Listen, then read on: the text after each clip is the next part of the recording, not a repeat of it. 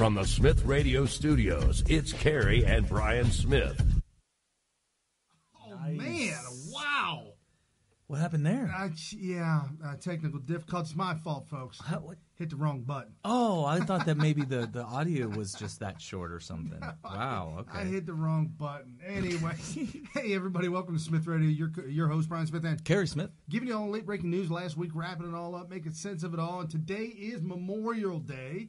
We go live every Sunday evening, 5 to 8 p.m. Eastern. However, Carrie and I got stuck in Indianapolis at the Indianapolis 500 because the cops up there decided, no disrespect to the cops, they were probably told to do this by city engineers, but somebody up in Indianapolis had the bright idea to send everybody a different way than has ever been done before. We passed the on-ramps and the off-ramps to the freeways to get to other freeways and freeways that we didn't even want. We went north when we should have gone south. It was mainly residential roads. They wanted to keep us in the suburbs as long as humanly possible. It was really convoluted, but whatever. So that's why we didn't have a show last night. But if you're here with us right now, it's Monday evening, 5 o'clock. You're with Smith Radio. We have a Memorial Day special, if you will. And right.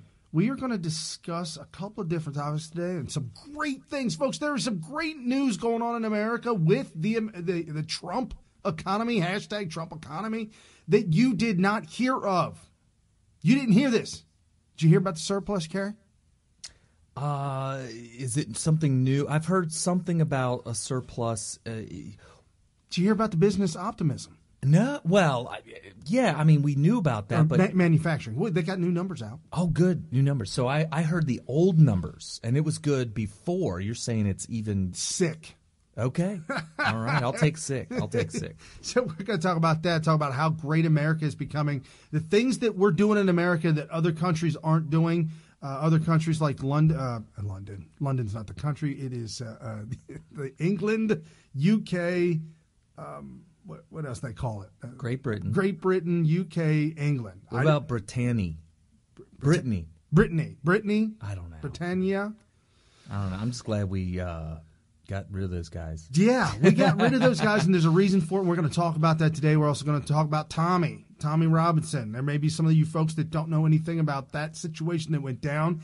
Or think things about it that aren't true, or maybe you're missing some information. We're going to fill you in on that. And if you did watch the 8 minutes of Stefan Molyneux, then you might be ahead of the curve. If you haven't, don't you worry. We got it right here from Smith Radio. And today, like I said, it's Memorial Day, and this is Donald Trump. Minute 48 seconds is Donald Trump speaking about our soldiers. Our fallen heroes have not only written our history, they've shaped our destiny. They saved the lives of the men and women with whom they served. They cared for their families more than anything in the world. They loved their families. They inspired their communities, uplifted their country, and provided the best example of courage, virtue, and valor the world will ever know. They fought and bled and died so that America would forever remain safe and strong and free.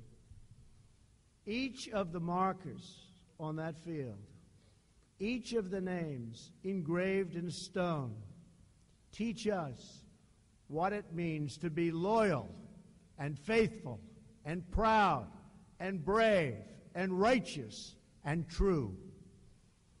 That is why we come to this most sacred place.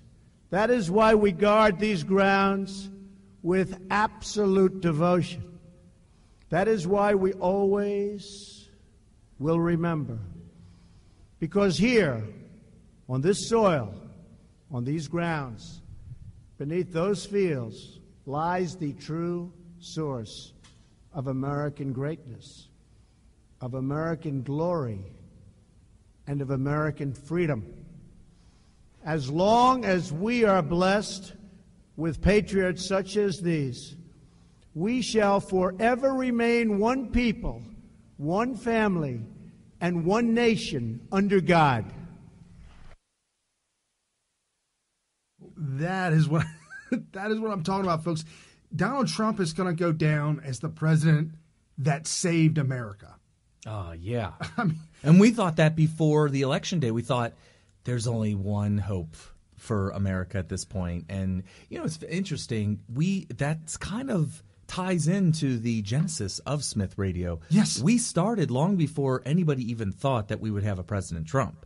And the reason we started was because we felt like we were either about to lose America or it had already been lost. I was optimistic. I thought we need to save it before we lose it. I've had people tell me, and I'm not going to say who they are because they might listen and be offended.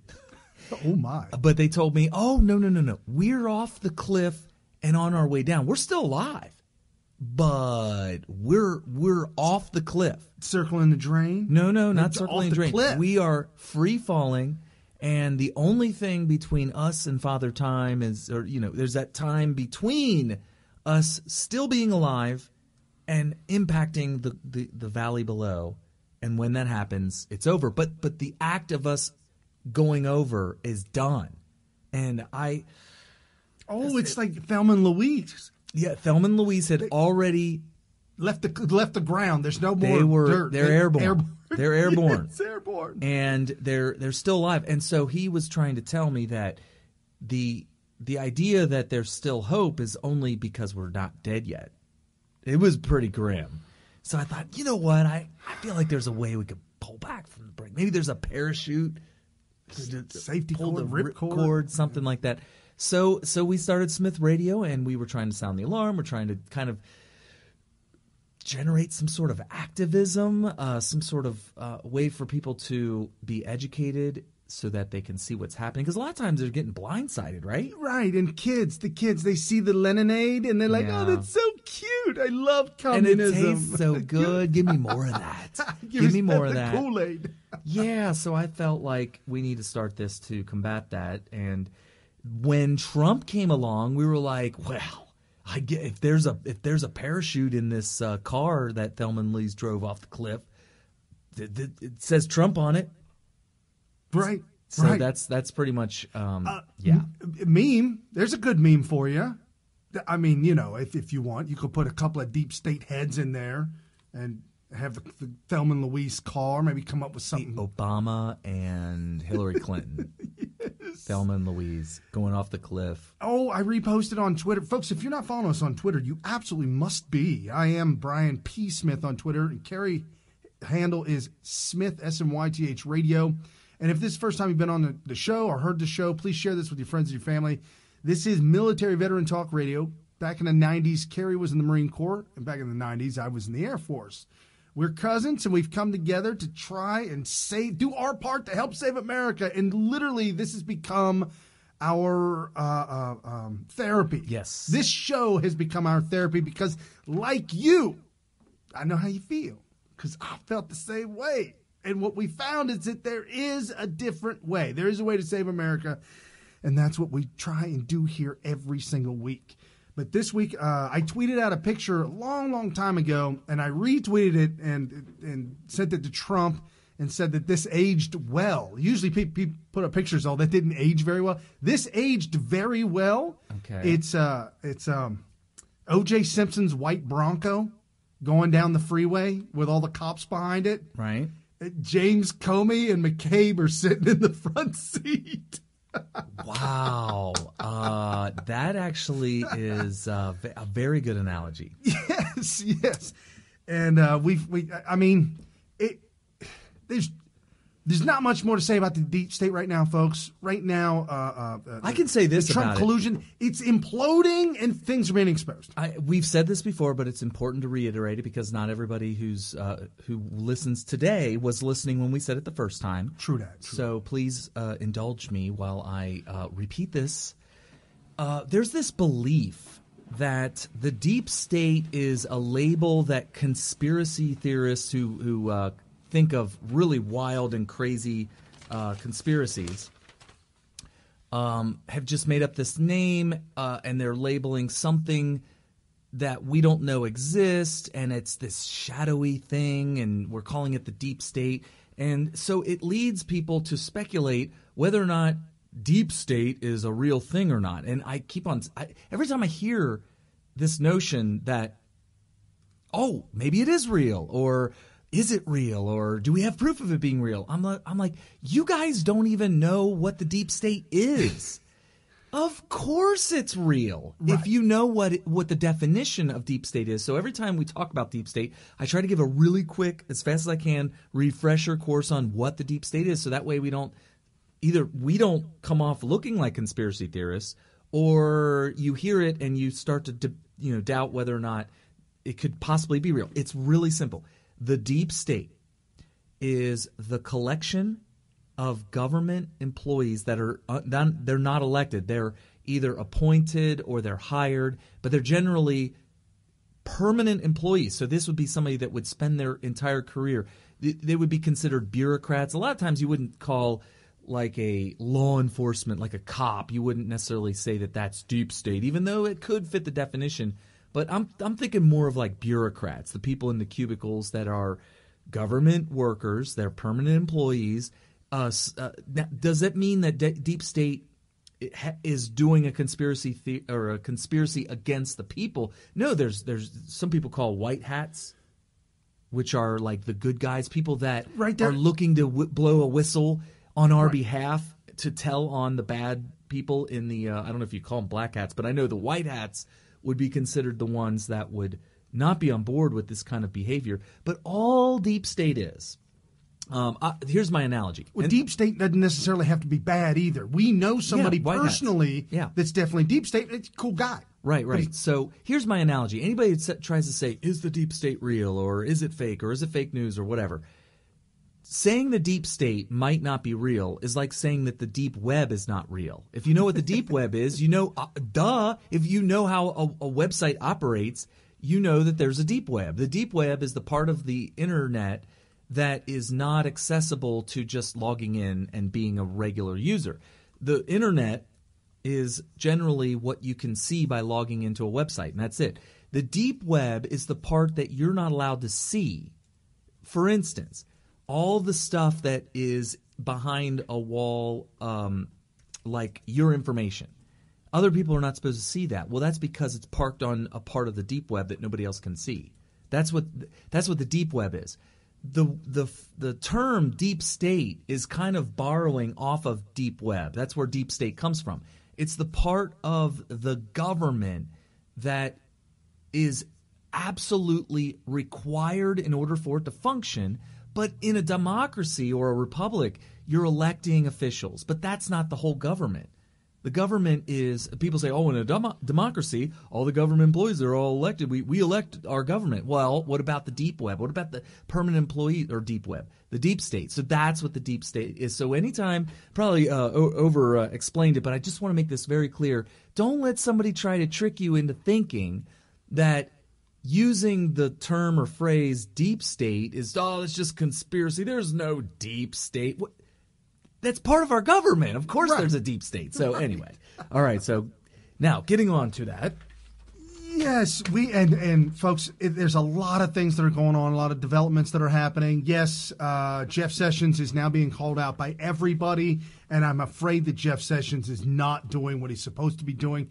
I've lost hope in Mr. Blue Sky, as they called him back in the day. That he was Mr. Blue Sky, and he was going to bring out the sunshine and go away with all the rain and expose everybody. That has not happened, and he is not complying with Congress, which is very disturbing. So articles are being filed for contempt of Congress or some issues going on. So anyway, the information will come out. It will happen. It's moving at a snail's pace, and that's just what it is. I don't know what else to say or do about it, but yes, it's being exposed. Donald Trump is going off on Twitter, calling people out, telling them to do their job, expose the deep state, come out with the information. What is it that you know, and when did you know it? Well, the fact that we're a year and a half into a presidency and there's only 4 years in a term, I mean, this is not a monarchy or a dictatorship where somebody is going to be in charge of the government for life. And one day, justice will be seen by anybody. You got 6-year terms, 2-year terms, 4-year terms, and that's pretty much it. for us to be a year and a half. What if we were doing an investigation on corruption in Congress and these people get reelected every 2 years, but it takes 18 months to even start to make headway? There's no justice being done. So don't give me this justice takes time stuff. It takes time. We're getting there. It's like, no, I think that this kind of behavior and this kind of results is kind of what led to our founders to come up with the right to a speedy trial thing. People were probably being investigated for lifetimes. And they were like, absolutely. That's it. I'm done with this. I need right to a speedy trial. Sixth Amendment. I was going to say real quick, this week, it might be Joe DeGeneva. One of the lawyers this week came up and said Donald Trump will not plead the Fifth, but he should plead the Sixth. Yeah, definitely. Yeah. Don't plead the Fifth because they can actually force you in some way to testify in some sense. There's other things that they can do. If you plead the Fifth, there's problems. I don't know. They was going off into details of that. But if you plead the Sixth, then you really can't talk because it's client-attorney privilege. Yeah, but the Fifth Amendment is kind of like the opposite of the First Amendment, where you're allowed to say whatever you want. That's what the First Amendment is. You're allowed to say whatever you want and not get in trouble for saying it. The Fifth Amendment says nobody is allowed to make you say something if you don't want to say it. Right. In short, the Fifth Amendment, you have the right to shut the blank up. Yeah. I don't think that's the exact wordage, but we're paraphrasing. That's word for word, isn't it? What was the words? Let me Google that. You're right. So let's just jump into it, folks. This is the difference between America, and this is the difference between the entire world. Venezuela on the brink of complete and utter collapse because of communism, dictatorship. Other countries around the world in similar situations are just completely falling apart because they're following a model that has always fallen apart.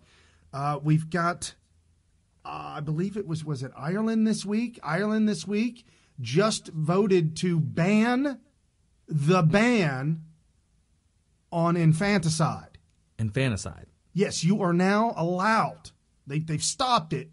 You are allowed in Ireland to go ahead and murder your baby in the womb.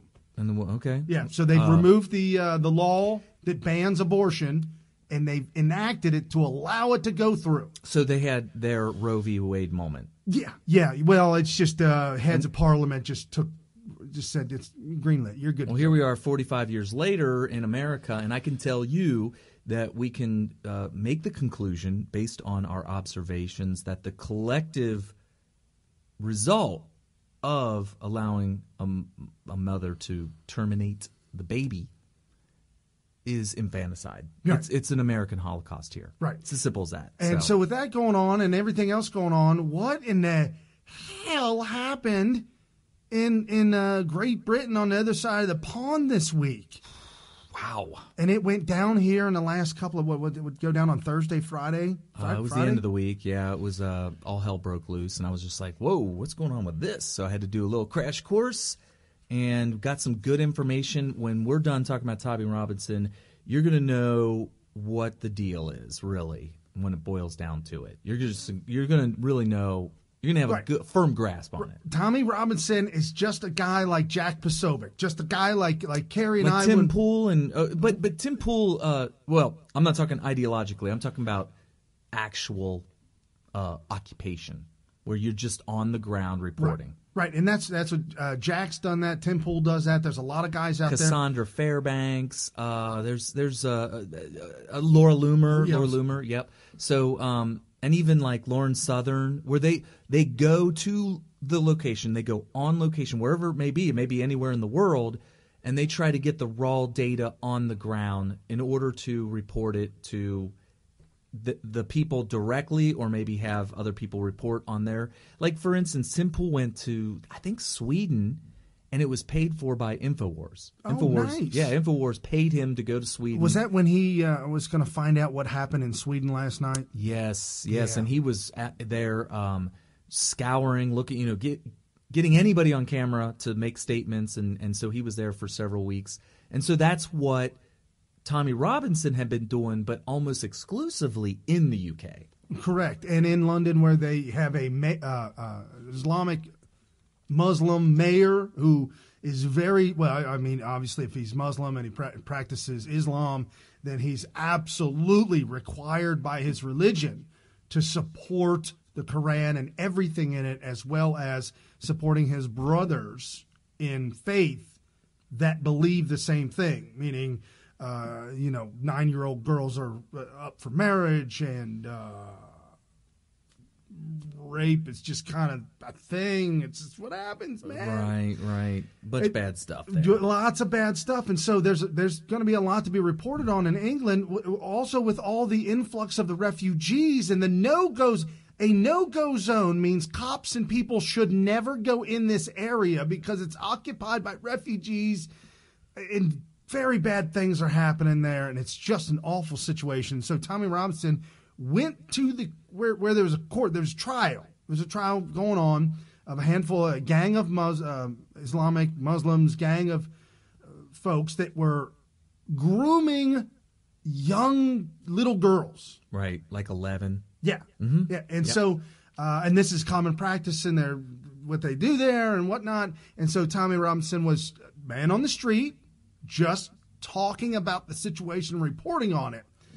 Now, a couple of things happen. One, in Great Britain, they have a law that says it's breaching the peace. What does that mean? Yeah, what does that mean?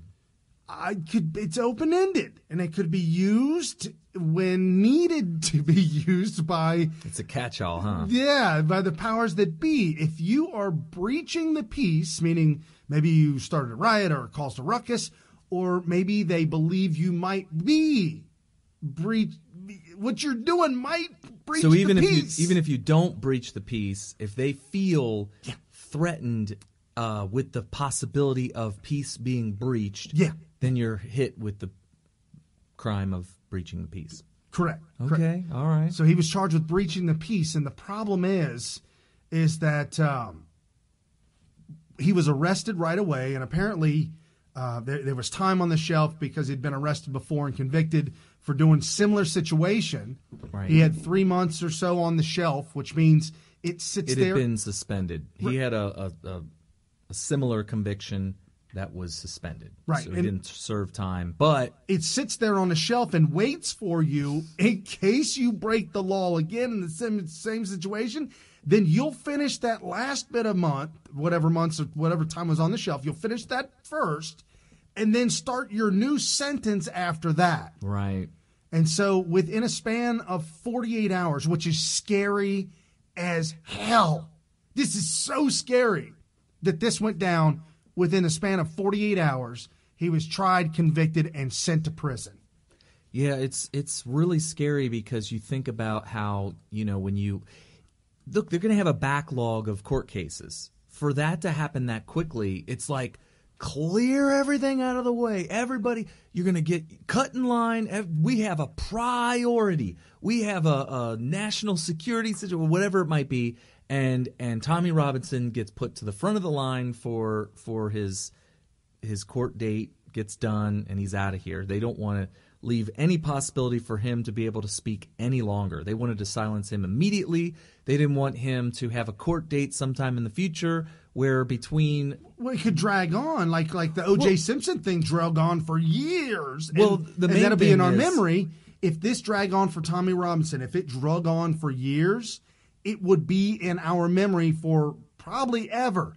Now that it's 48 hours, it's done, it's gone, it's over with. Plus he's silenced. 3 years. The next 3 years he'll be spending in prison if he lives. 3 years? I thought it was 13 months.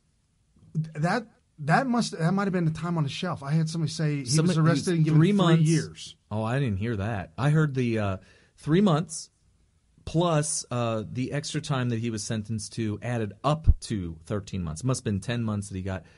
3 years, that's a different story. That's like, if he's really gone for 3 years, things will have changed pretty dramatically between then and now.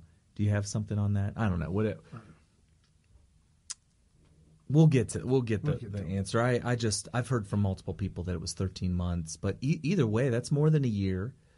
That's obviously bad. Dinesh D'Souza, didn't he get like about 12 months or so? Yeah. So that's about the same time Dinesh D'Souza got. And, it sucks at the time, but, in the grand scheme of things, it kind of ends up being a flash in the pan.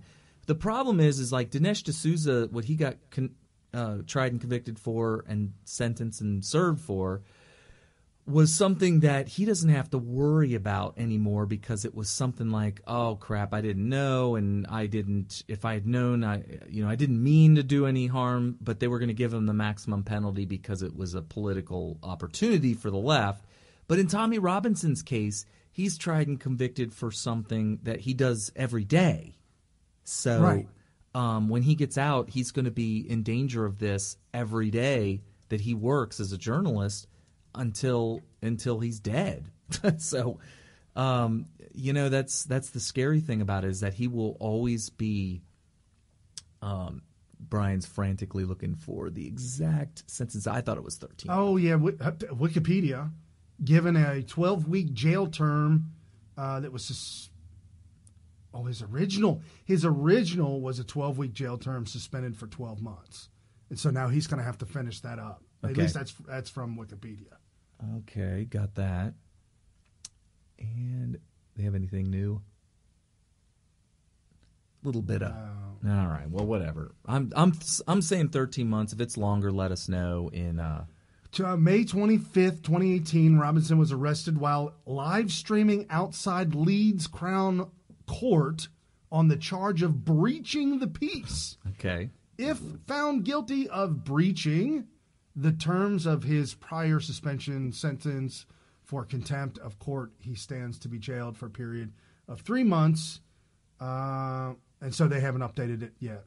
Okay. Well, last I heard, it was going to be a grand total of 13 months. Okay. They're worried because he's been an activist against the kinds of problems that he feels occurs by introducing large populations of Muslims to England, UK, whatever, because of the differences in culture. He calls it multiculturalism and how it's failed. I actually kind of agree with that. There's a lot of people who, when you talk about segregation and that kind of stuff, that usually is reserved for that alt-right type people, which I don't agree with that kind of stuff at all. But I do believe that you shouldn't force integrate cultures, and that's what the left does on a systemic level with government.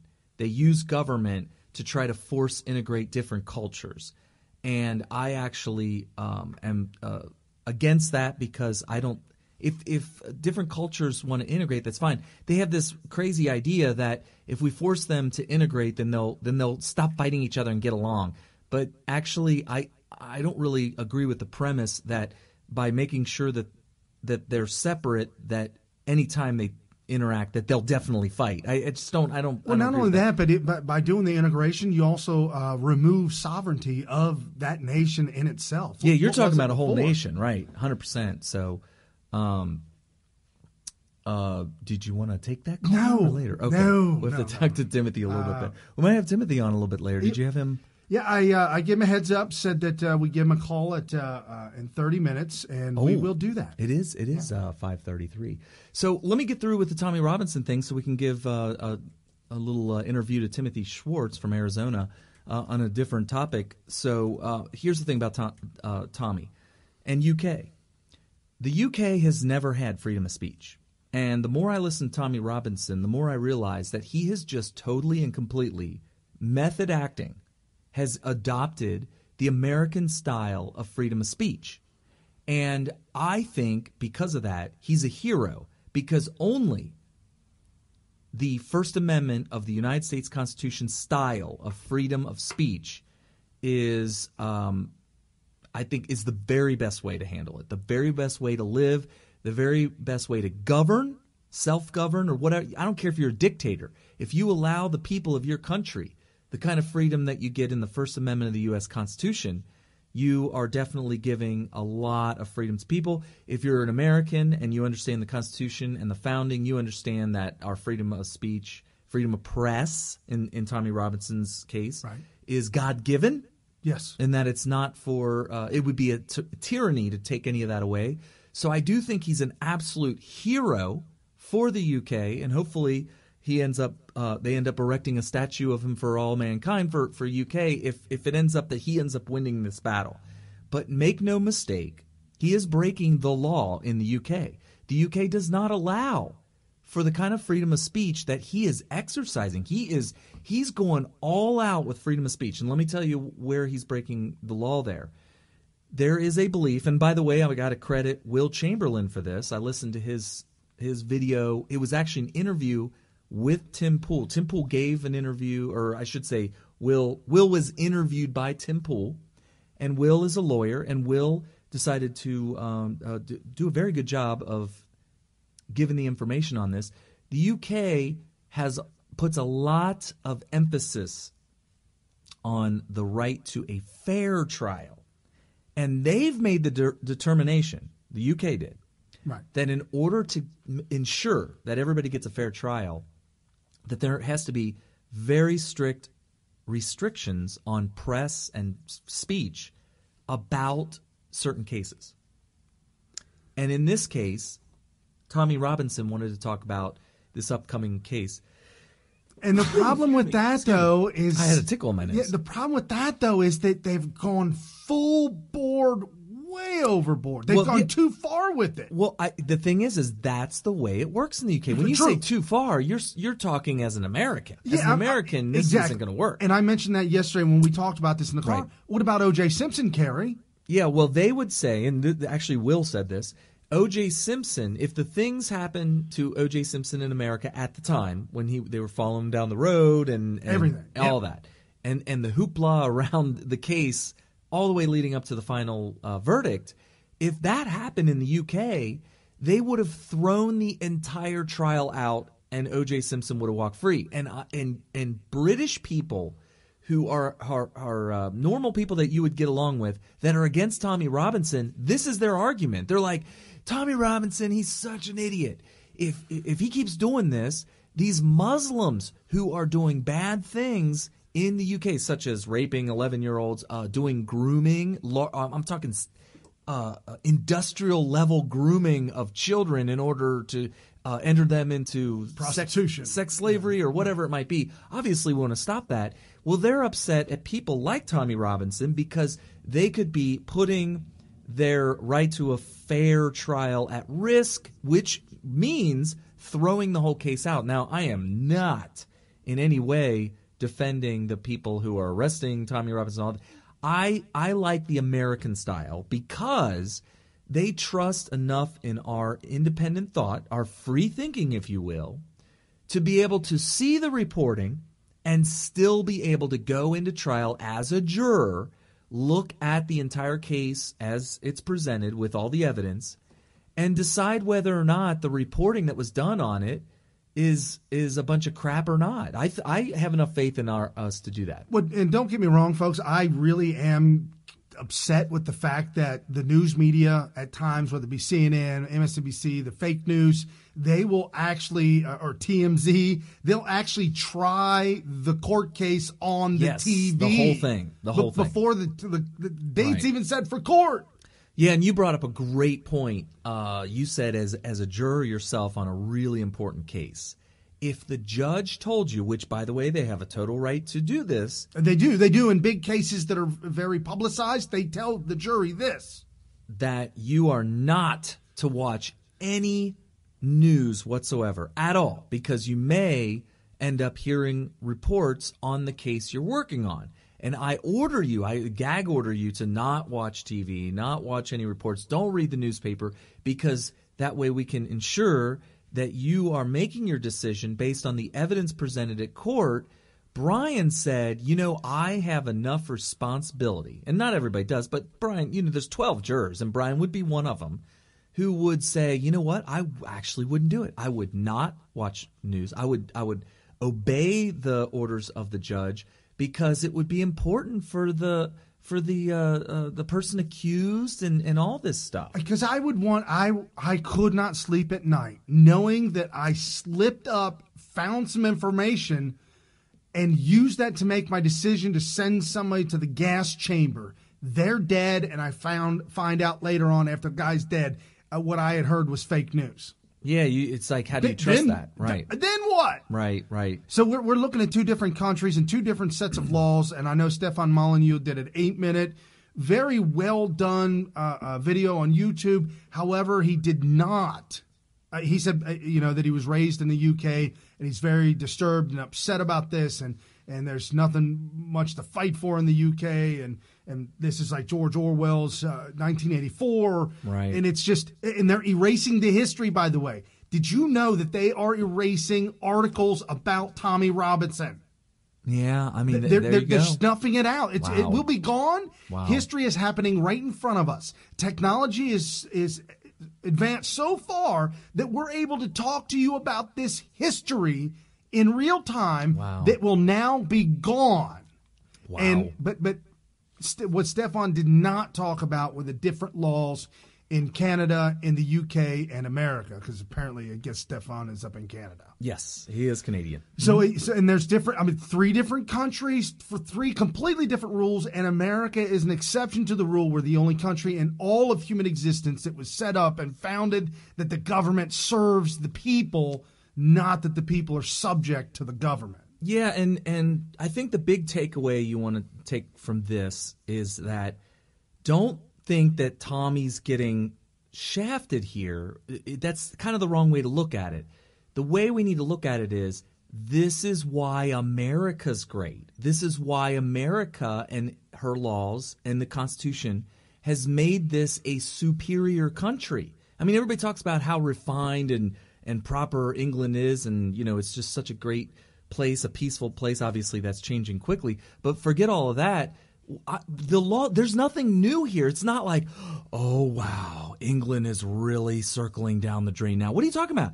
They're enforcing laws that have been there forever. So the takeaway here is all this is doing is exposing why America's free. I had this big debate with somebody that has like 40 followers on Twitter. It happens sometimes. It happens to the best of us. But you gotta let that go. I know, I gotta let it go. But the guy was he could not believe that I would dare. This was just a couple of weeks ago, like 2 weeks ago.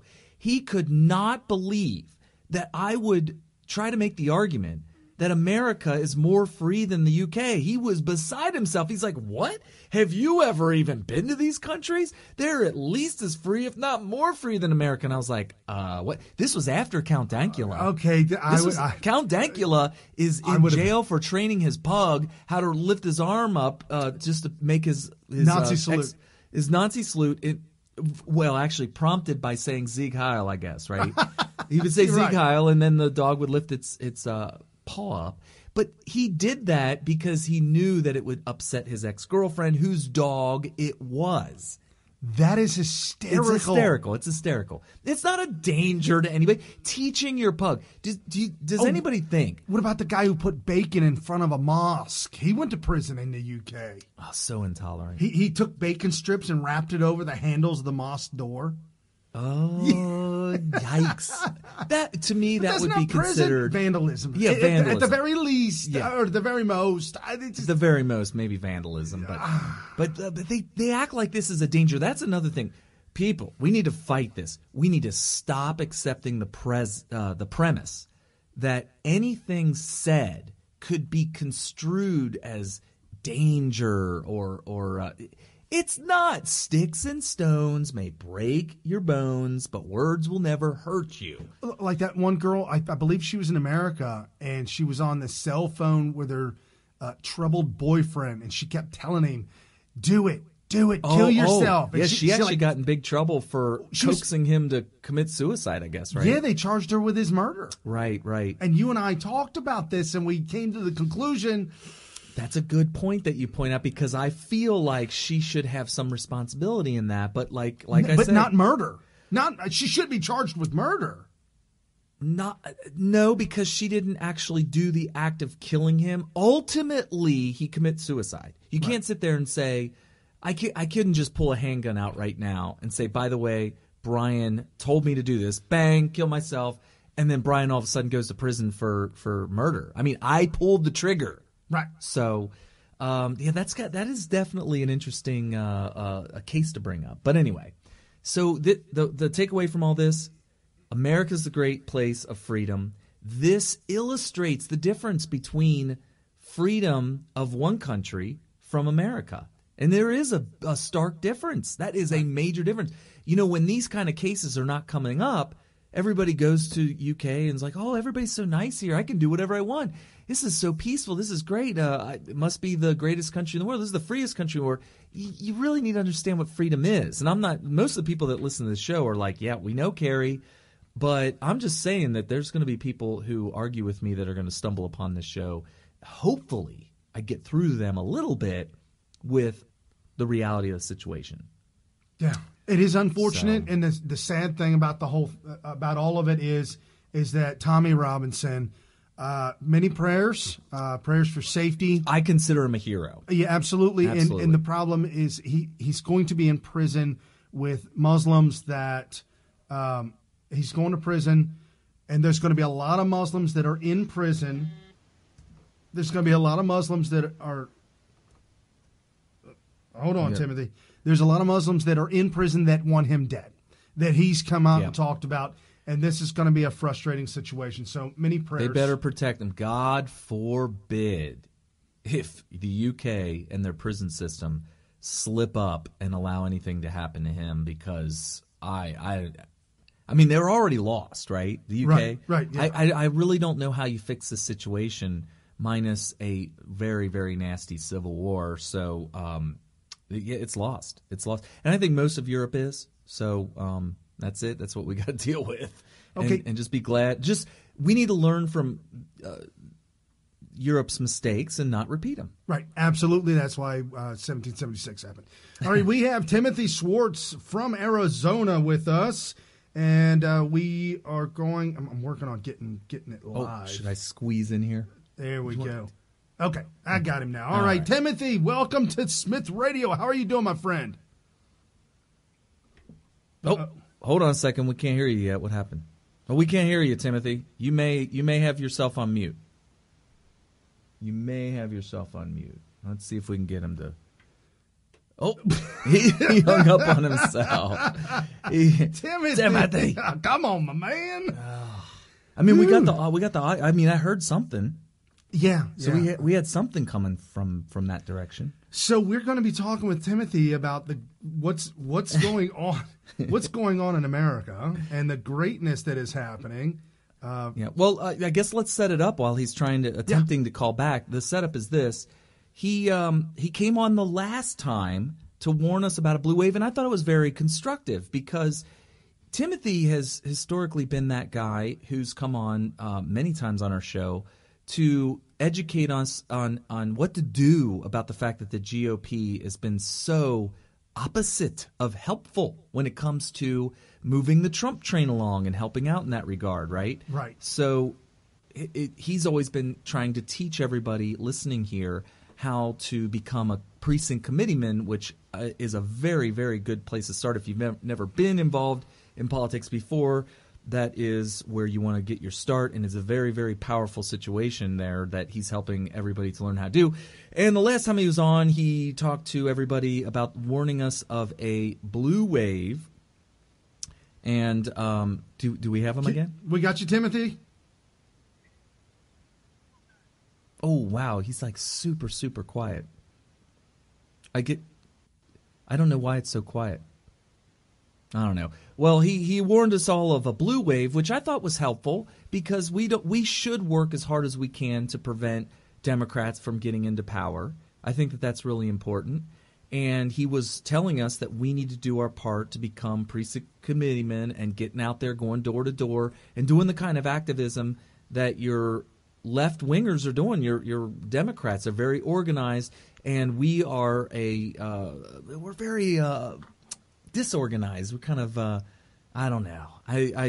It's a little bit disorganized. So he was obviously worried about that, and I totally agree with it. I think that we should all be doing our part and not just trying to go along with everybody else, because we're so individualistic on the conservative side of the aisle that we tend to not really do that. We do our own thing. So it's like we have to make this conscious effort to do our part and not worry so much about somebody holding our hands to do it. And so he was concerned about a blue wave, and he has something new to tell us today. Do we have volume from him yet? Nope. Still no volume. If you have a pair of headphones with a mic on it, plug that into your phone. That usually solves the problem, isn't it? I don't know why we wouldn't have. I mean, we have him hooked up audio wise. I don't know why we're not getting. I mean, we get audio from your computer. Oh boy. Okay. Blue wave not happening. Oh my goodness! Come on, Timothy. You the man. You are the man. Anyways, is there a volume on your Skype somehow? Let me try again. Do you have a volume on your? I know you have a volume on your computer, but do you have a volume on your Skype? I don't think so. I don't think there's a volume at all on Skype. I mean, it's right here, but it's not. It's either muted or not muted. Right. Wow. Wow, that is weird. Oh, it's such a shame. I don't know. The only we could have him on. The only other thing I can say is that. Well, in case he doesn't come on, I can quickly summarize. I won't do it justice, but he wanted to apologize because of all the new stuff that's been coming out in the news vis-a-vis Trump wins, right? Right. All the good things with the economy, all the good things that Trump has done that has caused a rash of good news, right? Oh, absolutely. And also the things that the left have been doing to try to win politically has been falling so flat on its face. They have nothing. I think it might have been Mark Levin who said, ask them what their platform is. Ask them what is their constitution? Do they have a constitution? Do they have a Bill of Rights? Write something up to tell us what you want America to look like. What laws do you want to have put in? Now, I know it's been done in the past, back in the FDR days. Google this, guys. If you want to be shocked and appalled, Google this. Second Bill of Rights. It was written by FDR shortly before he finally died, which, by the way, he was not leaving until he was deceased. FDR was not going away. He was in his fourth term. That's ridiculous. Too far. People have even mentioned to me, "Oh, Brian, what about Trump? Huh? Third term, fourth term? You want to keep him in forever?" And I look at him and say, "Yeah, forever." No, just like George Washington. Well, he's so old that seriously, I mean, Trump is going to be our oldest president ever. Just like George Washington. They asked him to be the new king of America, right. And George Washington set the precedent, which has never been done in all of human history. That's kind of amazing in and of itself. Handed over the baton, handed it over to the power, handed it over to peaceful transition to the next president of the United States of America. Most amazing thing ever, folks. And I'm telling you right now, the news that we have coming out of a couple different outfits that are not mainstream, if you will. So that's probably why you haven't been able to hear them. Is this a current call? Yeah, he's on right now. We don't have anything from him? I don't have any video. I don't have any audio. I just have the fuzz. Yeah, it's like a fuzzy fuzz. That is very strange. That is really weird because, like, it almost sounds like I don't even know. I don't mean to get into the technical end of this back end of this, but wow, that's weird. That's really strange. I mean, just Skype. Right. When you Skype somebody, you can talk to them, right? I mean, what would prevent you from talking to somebody on Skype? Well, he was using his phone, and depending on the type of phone, you may have to have headphones in the phone to speak through Skype or something to do with your microphone. And it's a shame because I wanted to challenge him on something, and if he gets a chance to watch this, he'll have to answer it some other time, or maybe he can email it to me. I wonder why he wanted to predict a red wave, and he wanted to publicly apologize because he had said to people, and I don't remember him saying this on our show, but he said to people, if I'm wrong, I'll come on and apologize. If I'm wrong. Well, here's the thing. Nothing's happened yet. So I would like to ask him why he thinks that he's so wrong when he may end up being right ultimately, so we got to be careful with that. We don't want to rest on our laurels or anything like that. Timothy, nod your head if you can hear us. Oh, we lost him. Oh. Just a second ago, he was just on, and now he's gone. All of it. Wow. Oh. So let's talk about some good news real quick while that I had set up to back up what Timothy is trying to tell us. Ronna McDaniel, GOP chairwoman, you can find her on Twitter at GOP chairwoman.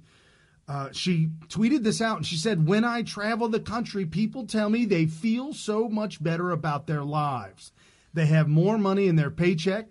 They can pay for college for their kids or buy some more groceries or gas. And they know it was Republicans who made it possible." You know what the big shame of that is? The big shame of that is that the Republicans are getting credit. When Trump is his own man, Trump has his own platform, Trump has his own ideology, and the Republicans are just riding the coattails of that because he has an R next to his name. Right. And I mean, I do think that the Republican Party should be aligned with Trump's platform, but we're infested with progressives masquerading around as Republicans, and they have so much power you wouldn't believe it. You know, Paul Ryan is the ringleader, and he's the third in command. And we have we don't know much about Pence, but it seems like Pence is like a real serious conservative, so I wouldn't lump him into it. But you got your Mitch McConnell, Senate Majority Leader. You have a bunch of these total rhinos. Now that's your elected officials. You also have people who are in charge of the actual GOP that are just members of committees. State committees, and it's like these people are actively working against Trump because they think Trump is not really Republican. But it's Trump that's making America great again. And as Brian just kind of alluded to, he's making the Republican Party great again. And they're still fighting against him. So it actually frustrates me that the Republican Party is getting credit for Trump making America great again. Which you're absolutely right. However, Trump doesn't care who gets credit for it. It just doesn't care whatsoever. It doesn't matter. He just wants to make America great. I know somebody put up a meme trying to troll me that had Trump chasing the carrot, if you will, the carrot stick, right? And that carrot stick was the Nobel Peace Prize, and they were holding it out there. I saw that. And he was jumping off a cliff trying to get the prize. Oh, I thought that was was that Nobel? Yeah, that was Kim Jong-un. Okay. Who was holding the stick. Right. Which is a joke. Trump doesn't care. Yeah. How you doing, Timothy? Nothing. He obviously hears us because he answered you. Yep. I don't know. Microphone. Yeah, I don't know. It wouldn't be our microphone. No, it wouldn't be our mic. I can hear your phone. We have the computer turned all the way up. Do you have anything plugged in back there? Nothing? Nope. This should come up just like regular video. Huh. What about your settings? Go to your not those settings. I'm talking about the settings for the you have to bear with us a second, guys. No, your settings in your computer. Go to the audio settings in the computer. They're set up for the show. Right, but I just want to make sure that let's see what we got here. Wouldn't be internal speakers. Output. Yep. Yeah, I mean, I don't know why we don't hear you, Timothy. We're going to have to close out. Got to move on. Yeah, sorry about that, Timothy. We're going to have to do one where we're just talking without doing the show to see if it works. Don't know why it's not working. Right. So it worked before. We did the show set up exactly this way, and it worked, but not sure why it's not working now. So, with that being said, sorry about that. That's a shame. That is a shame. So, with that being said, that Donald Trump doesn't care who gets the credit for as long as America is being made great again. And this is from the CBO, nonpartisan CBO report, forecasts largest ever monthly surplus as record tax receipts pour in. Folks, this is what we were talking about last year. This is what the seeds that were sowed in 2017. The seeds that were sowed in 2015, 2016, and Trump being president 2017 are now starting to blossom, and that is with this CBO report from last month, talking about last month. Check this out. Record tax receipts will lead to the largest ever monthly budget surplus for the federal government, congressional analysis said in a new report. As Americans hand over more money to Washington, the non-partisan Congressional Budget Office estimates the April surplus will total $218 billion, breaking the prior record of nearly $190 billion notched in April 2001. Greater than expected tax receipts drove the surplus, noting that the record... Here's how much the government took in 1 month. $515 billion in 1 month the government took in, and it only receipts in the month of receipts for the month was as much as $40 billion more than the agency estimated about a month ago. The agency chalked up the difference to greater payments of individual income taxes when tax returns and certain taxpayers' quarterly payments are due. The reason for higher payments were twofold. Those payments were mostly related to economic activity of 2017. So increased economic activity. Right, in the entire year 2017, and may reflect stronger than expected income growth for that year. Part of the strength in receipts also may reflect larger than anticipated payments for economic activity in 2018, where they're predicting 2018 to come. That's what companies do. The prior record for receipts was $472 billion in 2015. The tax cut enacted, and this is by the CBO report, the tax cut enacted by President Donald Trump last year was expected to result in a boost in workers' take-home pay. The CBO said withheld taxes rose in April since wages and salaries were higher. But the share of wages withheld for taxes was lower thanks to new tax law. So check this out. There was more money withheld on a week-to-week. You see how much money they take. There was more money withheld because people were making more money. More people were making more money. More people were making more money, and more money was withheld, and people were willing to pay their taxes because they had more money. There you go. I mean, this is the argument being won on the right that we've been making for decades. And we could never really get a chance to truly prove it until now because we were never allowed to. Because the world has been demagogued by the left saying, but how are we going to pay for those tax cuts? How do you pay for those, Brian? How if I give you a tax cut, how am I going to pay for that? How am I going to pay for that tax cut? By me making more money in a corporation that spends more, that buys more, that does more, that has more. So out of $515 billion taken in by the government in 1 month. Wow. They spent only $297 billion, which had a leftover of $215 billion left over unspent. That would almost pay for... That would pay for the wall. Well, no, I'm saying that would almost pay for half of the loss that we incurred in Solyndra. Oh, that was $500 billion, I think, right? Something like that. So take the 219. Or maybe it was. I'm sorry, I think it was $500 million. That's $500 billion. That's $500 billion. You know what? I do not put it past any Democrat from wasting $500 trillion. $500 trillion, waste it all. Yes, burn it. Yes.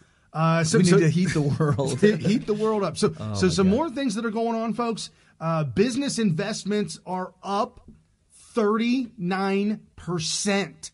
That's pretty big. It's huge. Business investments are up 39% due to tax cuts.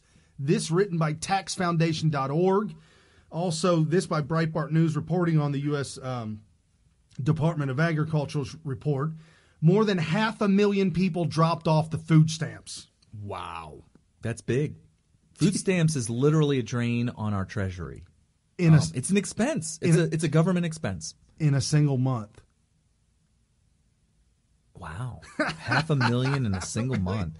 That's really good because, I don't know if you guys are old enough to have lived through, I would say the early 80s. Great Depression. Early 80s. The early 80s, yeah. I'm talking, when we were in school in the early 80s, it was the most embarrassing thing in the world for anybody to know that you were on food stamps. It was actually a way to insult somebody by saying that they were on food stamps. Yeah. No, it was a huge insult. Not only that, but the kids that got the free lunch. Oh, yeah. Oh, man, that was kind of embarrassing. A little embarrassing. My lunch is free. Those kinds of insults were hurled all over the place, especially in our inner city public school that I went to and Brian was going to for a while. And, fast forward to the 90s and the 2000s, and it becomes something that you weren't ashamed of at all. It's like, give me my check, blah, blah, blah, whatever. And they put it on a credit card. So now you've got a credit card, and now you're responsible credit card because you couldn't get one with your status that you have now. You're not even allowed to have a bank account because of the things you've done. It's bad decisions. That's why you are where you are. Make a different decision and get out of where you are. Don't go for the fake, phony welfare because they used to have to pay with monopoly money. It was actual stamps, right? You had to tear them off and stuff like that. In a booklet that you had to present the booklet and the stamp. I worked at Kroger's when people would come through. Oh man, I felt bad. I was like, and not only that, but I was in the produce department. They call me out when they're busy. I didn't know how to run that. How do you? And then I had to log it in a book. Just crazy. Now they got a credit card, right? Well, a debit card. So more great news that backs up what Timothy Schwartz is saying that a red wave may be coming. Candace Owens also screaming that there is a change in cultural shift, change in the culture of not wanting to stay on the plantation anymore. Right. And it doesn't matter your skin color, the plantation will take whoever you are. Right. Yeah, they're colorblind. The plantation is colorblind. If you're willing, as Kanye West, if you're willing to work the fields, right? As Kanye West said, if you're willing to be that person on the plantation, they will take you in. Yeah, and I would say that I'm with Candace Owens. I don't even want to take it beyond that. Yep. Fox Business News reported highest ever manufacturing optimism. How do you measure optimism? It's kind of a strange thing to say that we've increased in optimism. Like, you saying there's a number attached to this? Yes, there's a business optimism. It's like an index. Yeah, okay. No, definitely an index. It is the highest it has ever been at 94%. Okay. Businesses are optimistic, and there's different factors, different fields, different go through a whole list of different types of businesses and where they're at right now, where they plan on going. If you're a big corporation or just even a mom and pop shop, you have to project what you're going to do this year, project what you're going to do next year, and the projections and the optimism out there. I don't know where you guys live. I'm here in Cincinnati on the west side, because that's how us West Siders roll, West Side. And I'll take it. And have you noticed any optimism out there in business, Carrie? Oh, yeah. There's I actually went to a job fair the other day. Fantastic. They're recruiting. Yes.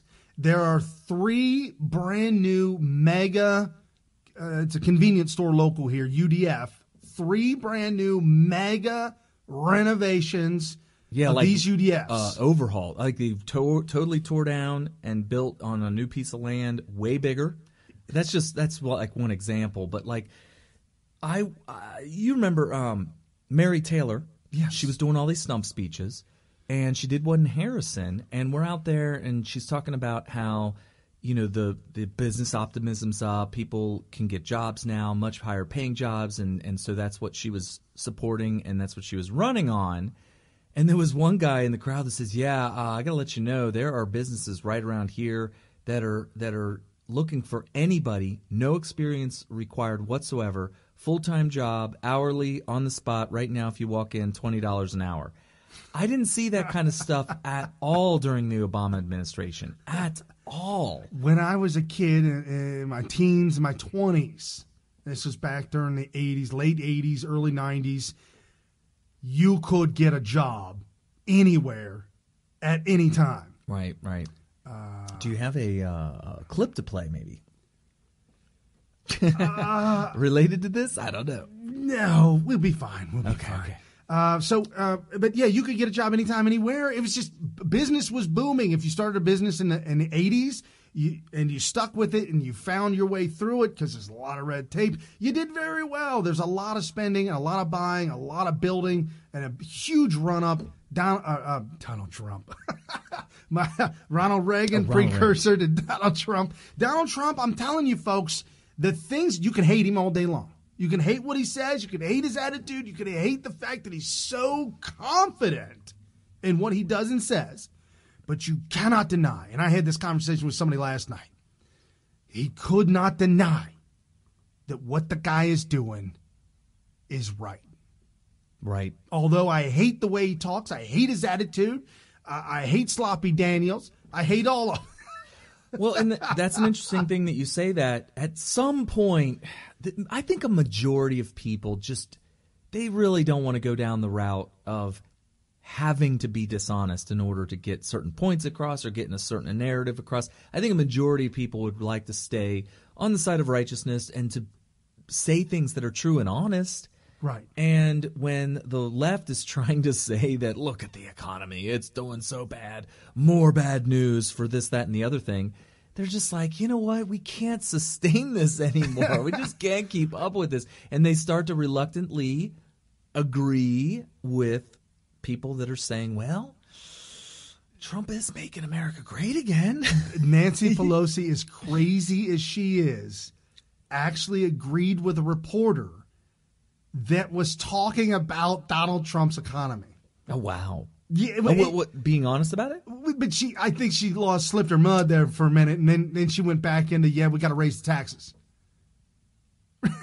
She said, as soon as we take over the House, the Senate, as soon as we take over, we're raising taxes. In the past, that was obviously a recipe for disaster. But now that we have the evidence right here. Empirical evidence. That shows that his tax, we have the lab data. That's what this is. Yeah. This is like we could never go to the lab. We were never allowed to go and perform this experiment. We were not allowed to. And now we have the experiment. We have data.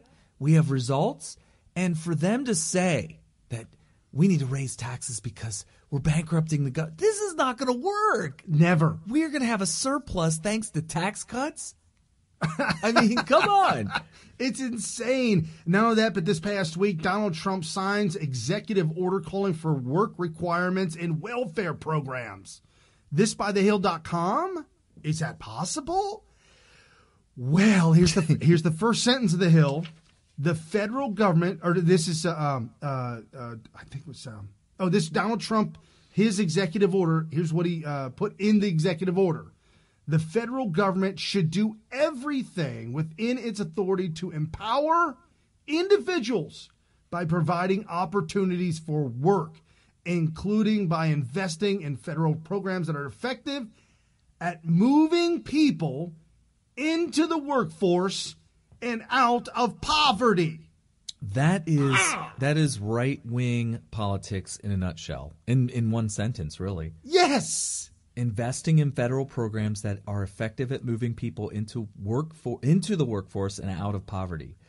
Well, there you go. And that's the executive order. Wow. And if you know somebody that's hating on Trump and hating the position that they're in and very sad and sulky and I'm poor, I'm broke, I got nothing, go out and buy them the book, Awaken the Giant Within, and get them started on the right path. Yeah, and the funny thing about that book, there's so many different self-help books, but that one in particular basically tells you that you need to change. And this is why you need to change and how you need to change. And it's very scientific. But the other motivation books are kind of like, you can do it. You just have to believe in yourself. But with Awaken the Giant Within, it's like, you need to make a change. And so, yeah, it's interesting. If you are overweight and you want to lose weight, go to the mirror and tell yourself, hey, you're a fat slob and you need to change. Well, I don't know if I'm divulging too much on the show about Brian. I hope not. But whoops, he used to be a smoker. Oh, and I'm okay with saying that because I used to smoke too. Right. We both are smoke free now. Well, and if you've ever seen my avatar or my pic on my thing, oh, that's a cigar. That's different. You know, people kind of do. That's like like 3 times a year type thing. Right. Whatever. So that's not really a smoker. Is somebody who's like, is the show over? Where's my smoky treats? Folks, it was my identity. It was my identity, and if anybody ever needed one, they always knew I had one. But here's the thing, though. 2 packs a day, it was out of control. Wow. Yeah, well, here's the thing. Well, I quit smoking, and I'm just like, I deal with it, and I just don't smoke, and that's it. That's fine. Brian, though, a little different. Brian is disgusted by cigarettes to the point where you'd be like, you would actually forget that he actually smoked at one point. Like, he's more disgusted by smoking than anybody who has never smoked in their entire life. And it sometimes I got to remind myself. But I don't call people out. I'm not one of those guys. He just does it behind their back. I don't call people. I am shocked, though, by the smell of people. That surprises me because I'm just like, oh, that guy smoked a cigarette. But to me, it makes me want to throw up in my mouth. Which is crazy because you smelled like that at one point yourself. Yeah, that's very disturbing. But I bring that up because Awaken the Giant Within actually teaches you how to be disgusted by things that you actually enjoy doing right now because it's a vice that's actually hurting your life. And he teaches you how to hate doing that or totally changing up your brain. It's really interesting. Like if you create a habit and you do it multiple times, you create this cable of network and of information back and forth saying, I love it, I love it, I love it. And the more you do it, the bigger the cable is, so it's the harder to cut it. Yeah, it's a strong connection in your brain. And he teaches you how to eliminate that connection. Right. And then that way you can make the change. It's just a little sidebar there. But that's where Donald Trump knows this stuff. You would talk about leaders. Leaders amongst leaders know Donald Trump's a leader, and he's making this. So he knows all these things that we talk about. And he puts them into play, and he makes it happen. I love the way he worded that executive order because it really shows that he understands the philosophy of government. Yes, and he understands that moving people into the workforce will remove them from poverty. And that sounds like, Brian, doesn't everybody know that? No, apparently not. No. Nancy Pelosi said unemployment and welfare helps the economy.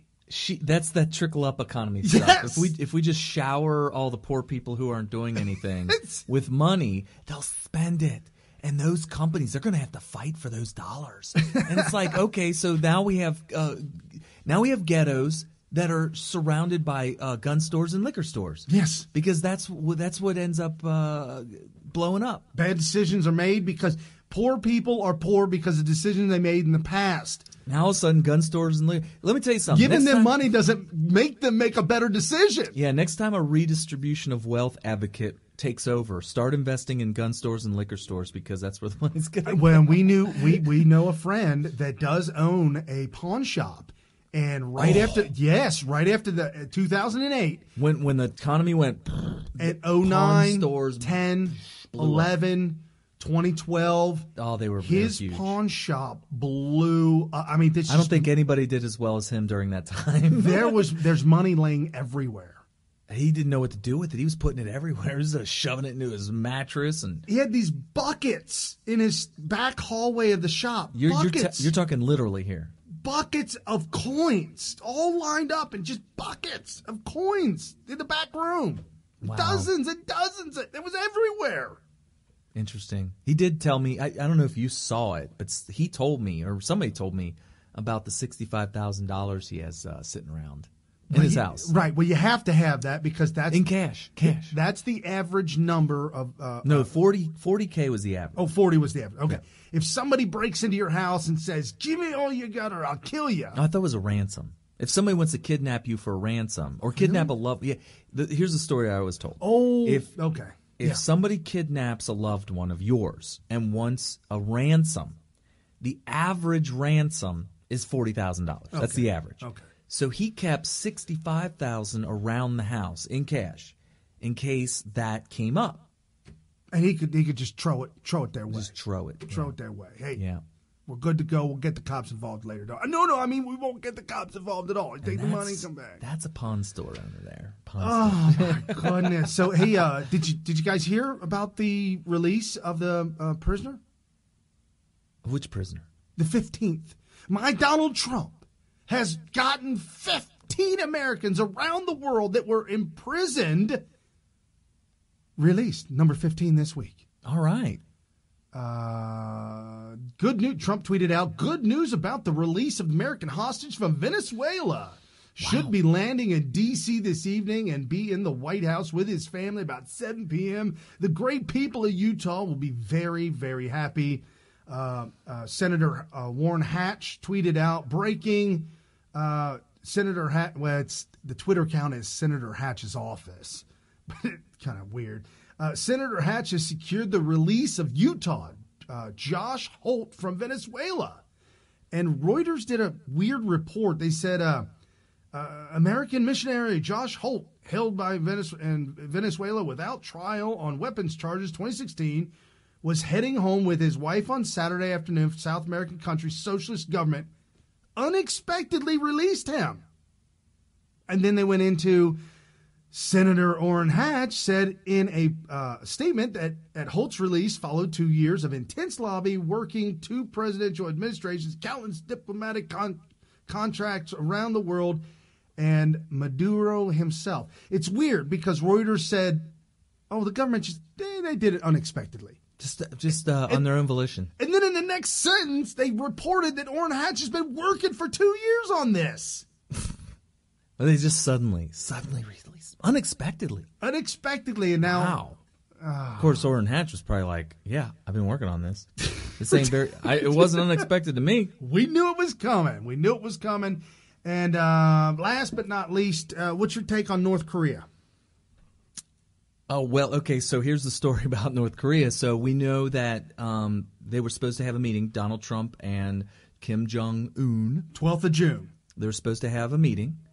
And then Kim Jong-un started freaking out about military operations that were going to happen with America, with South Korea, probably in the whatever ocean that is there, the near North Korea. I don't even know what that is. But the wet ocean. The wet ocean, yeah. Salty ocean. Okay, yeah. So North Korea got upset about that and threatened to pull out of the talks. There was speculation, will it happen, will it not happen? And then out of the blue, instead of waiting for Kim Jong-un to cancel the meeting, it was Donald Trump. And reports were that Mike Pompeo and others were calling North Korea. They had him on, they were calling. He didn't answer the phone, and Donald Trump said, "Oh, really? Oh, he didn't answer when I called? Shut it down.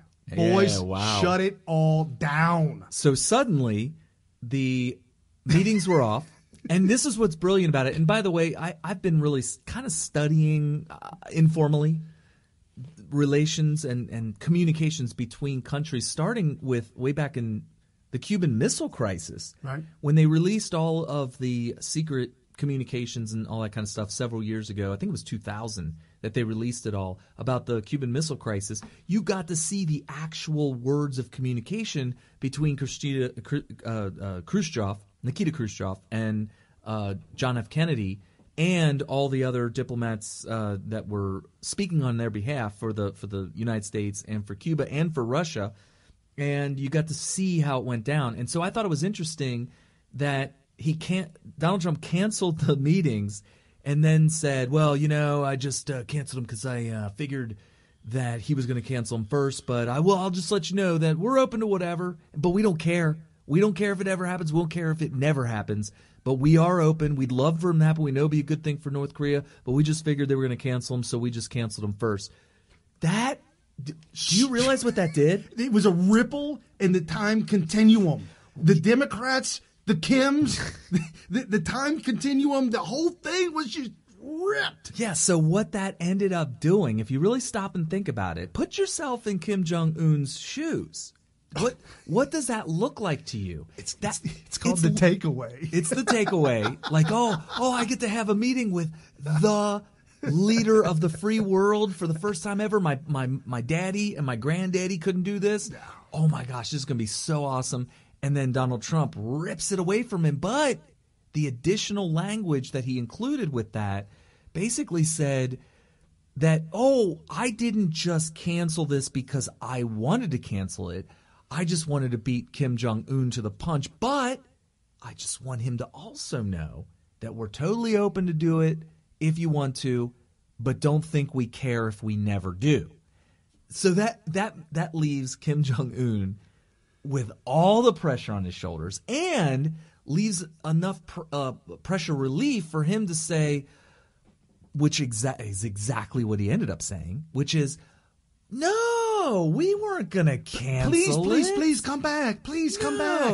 You mean you canceled because you thought, no, we had no intentions of doing that. He's literally saying you misinterpreted the situation. So in a way, it gives the appearance that when he says, no, let's still have this, he's actually putting the blame on Trump, which is what Trump intended. Trump wanted to give him the freedom to say, no, Trump, you were wrong. I didn't want to cancel it. Well, not only that, but the guy that was manning the phone at the time, it's genius. He fell asleep and he didn't know that you were calling. We didn't know you were calling. That's right. So in a way, there was like pressure in all the right spots, right, and total relief in all the right spots. And it left Kim Jong-un no choice but to make this meeting happen. Well, not only that, but the Democrats, as soon as Trump canceled, the Democrats lost their mind and said, you're an idiot, Trump. You better get with North Korea. Because before they were saying, Trump, you ain't doing nothing with North Korea. Now he pulls out. The Democrats say, this is a huge mistake to walk away from North Korea. It was the takeaway. He did a double takeaway with the likes I've never seen. Right. He triggered Kim. He triggered the Democrats. The Democrats came, they did a 180 and supported Trump's initial decision. Yeah. And so Kim's back and Trump's like, we might still do this on the 12th. Yeah. I think you pretty much illustrated it perfectly. What ended up happening was exactly what was supposed to happen. And Trump did what he had to do in response to what North Korea was doing in order to salvage the meeting. Right. And all along, Democrat voters are shaking their head like, oh, my gosh. Oh, my gosh. Donald Trump is running this thing. We'll never have a president. I'm really. This is bad news, guys. We're not going to have not in my lifetime. We're never going to have a. No, this will never happen again. Absorb and take in every day the feeling and the notion that we are winning. We are winning. Enjoy this moment in the moment because it will go away. I have something. Okay. You remember that episode we did a while back about QAnon?